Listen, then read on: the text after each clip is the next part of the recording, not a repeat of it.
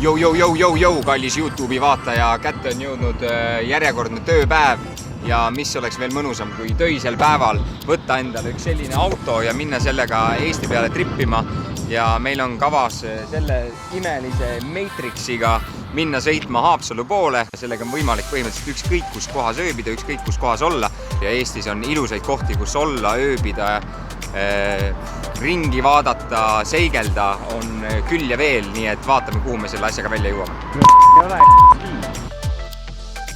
Filmisime siin just esimest droonivõtet ja läksin natukene nagu ahneks nende ilusate võtetega ja droon jäi selle kõrge vahtra otsa praegu lihtsalt ja tuleb!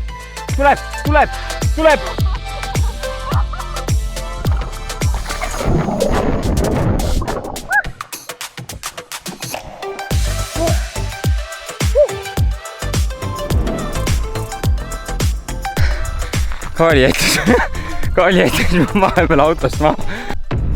Sina ilus lõid. Kohe lähme ära.